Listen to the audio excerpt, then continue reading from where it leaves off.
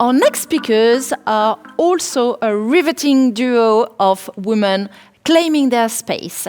One has built a very successful career over the past 26 years, and the other one is 26 years old, starting her career in tech.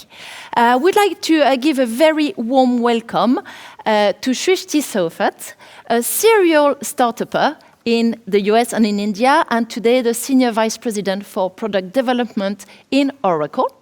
And also a warm welcome to Moa Lennström. You are actually studying here at Chalmers University of Technology in your final year, studying industrial ecology. I will leave you to a bit of a chat, sending you off with that $1 million question: how do you address the imposter syndrome? Ooh, yeah. Hi, Srishti, good to see you. And the imposter syndrome, it's been quite challenging for me and still is. But I think it's also supernatural as a human being to question yourself to a certain bit. And especially if you're in an environment where you maybe feel questioned by others. So my way of dealing with this is to kind of separating my feeling from myself a bit and putting a persona to the feeling. So I see it as I have a little imposter inside of me that I have to make friends with. So I need to understand her. Who is she? What does she want? And maybe most importantly, how can I calm her down? So what I realized is that my little imposter, she wants to protect me. And she wants to know that I'm in the right place. So basically, the only thing I have to do is to calm her down by saying, thank you for caring, but don't worry, I'm right where I'm supposed to be.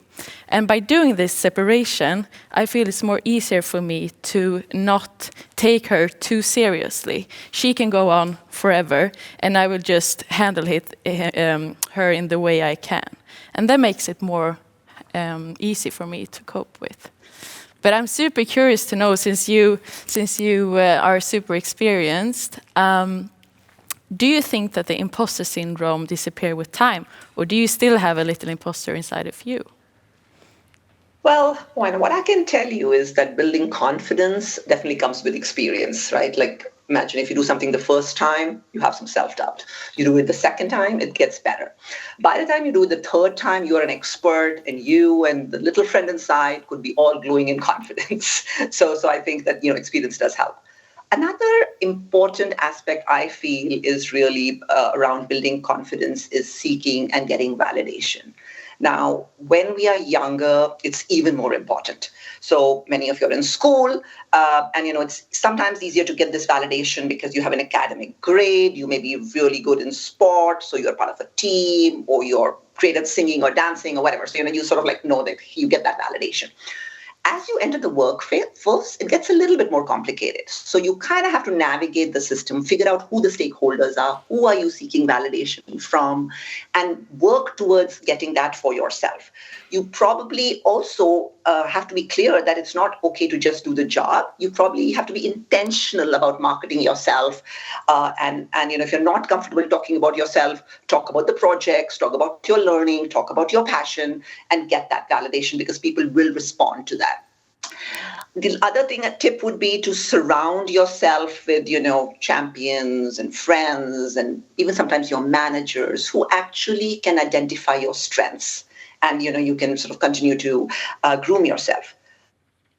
Ultimately, what I believe is, if you can validate yourself, then that's the best, right? And that, I think, definitely comes with time. So today, after 26 years, I think there, in many circumstances, I don't need external validation. I can say, yay, I did a good job, right? And feel good about it. That's very nice to hear. Thank you. And I mean, since you've been in this industry for 26 years, we're talking a lot of this 26 years, but I mean, it's really impressive. And if you're looking back to your younger self, maybe in your 20s, is there anything you would like to tell yourself? So, whether you want it or not, if you're the only woman, you will stand out. You can't be invisible, and so you have to accept it. Right. So what I would actually tell my younger self is, don't try to fit in the standard mold. Don't define success in the same terms that everybody else is. find your own identity, and success on your own terms. So the story here is, in my first company, which was a startup, I was the only woman in the team. Anything I did was highly visible. So what I decided to do is, try to fit the mold. I wanted projects which everybody wanted. I was defining my success pretty much in the same terms as everybody else was. And let me tell you, I wasn't super happy and I wasn't in a good space. Few years down the line, I realized the kind of projects I thrive in. I realized what I am good at. And that's when I started thriving in my role and feeling good about myself. So for me, it was always easier to figure out what I didn't want to do. And I used that to navigate my career decisions, right? So I would like to, tell you as in me, the 20-year-old, that your point of view can be different from the rest, but it can be better. So let me shift gears to you, Moa, a little bit. How do you plan to take space in this environment? Good question. Because actually taking space is one of the keys, according to me, to actually be confident and also stay confident. And I mean, some days it happens naturally. You feel super good about yourself and it shines through when you're taking up the space. But for me, at least, I think on those days where I'm not feeling it, where I'm not feeling myself, I have some tricks to trick my body and into being confident, and then it kind of spreads to myself, basically, because we're communicating a lot with our bodies. 55% is through body language, so it can be super powerful to use your body to trick your mind into confidence. And I mean, it can be small things, sitting a bit lousy in a chair, or walking with a great posture, or just maybe keeping eye contact with the person you're speaking to. So I mean, everyone has their own tricks maybe, but for me, very, very small details can make a huge difference in how I'm feeling and if I'm daring to take up physical space. But I also think it's important to not only take physical space, but also verbal space. As Roshi said before, just talk. Dare to take up the verbal space. And don't let anyone interrupt you or take over when you are using your space, because you have equal access to the space, just as anyone else.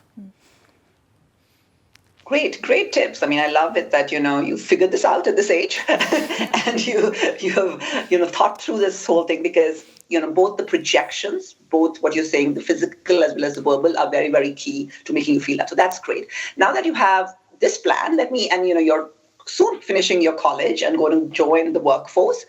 Why don't you share some tips with the group here around what are your tips for that? Yeah, I mean, it's tips for myself just as for the others. But I think one thing that it's easy to forget is that you're actually able to apply to whatever job or whatever workplace you want. And you should make a conscious choice on where you're applying. So for me, it's important to know what's out there and to know my values and to know that the company I'm applying for also shares my values. So how do you do? I mean, go visit companies, talk to people, and really just do your research on what companies are out there and where do you want to work. And on that note, I think it's also important to just apply. There are tons of positions and there are tons of people applying for the positions, but if you find a position that really is of your interest, but you don't tick all the boxes, apply. Because you may be a super candidate, even if you don't ticking all the boxes. And last but not least, trusting your intuition. I think that's key. I mean, I had no idea I would be spending 5 years of my education in sustainability, and I'm planning to continue in this track. I mean, I had no clue before. But I think just as I'm having a little imposter, I also have a little navigator. And I like her better because she tells me which choices I should take and where direction is good for me. And if you trust your intuition and just follow it, I think you're set. Yeah. But I mean, you had a great career and you've been able to develop it as well. How do you do this? Yeah, no. So, Thanks for your sharing, and I'll share 3 tips as well, just to match you, different time and space. So for me, since I joined the workforce, what's been very, very important was pick the role models, and I know we spoke about that a little bit earlier as well. But like for me, it's not one person. I just picked different things, right? So I go into a room and I see somebody gives a great presentation or is calling the shots or somebody's doing this. I'm like, hey, I want to be able to do that, right? And then that works backwards to say, what goals should I have? Oh, I need to do an MBA, or I need to learn this skill. So it's kind of worked well for me over the years. Different people, different things, but I've sort of attached myself to somebody saying, I want to be that person. The second thing is pretty much what you stated. It's like, believe in yourself. And so I say, raise your hand, right? Say yes to projects. Take those risks and say you want to do it. If you're ambitious, then don't keep it to yourself. Discuss it, bring it up with your manager, because workplace is, again, complex. Sometimes opportunities are not there right there. They come in later. So if somebody else knows what you're ambitious about, that could come up, right? The last but not the least is it's a long career, right?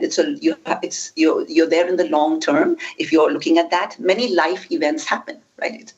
I've been working for 26 years, and so you want your loved ones to be your sponsors, right? If they recognize your passion and excitement for what you're doing, and it's lovely to have them be your champions. So in my case, whether it's my parents, whether it's my husband, whether it's my kids, whether it's my neighbors, whether it's my friends, I love to have them all as my champions, to feel great about doing what I'm doing and pushing the boundaries. So lovely chatting with you, Moa, and it was great. Yes, thank you so much. Thank you so very much, ladies.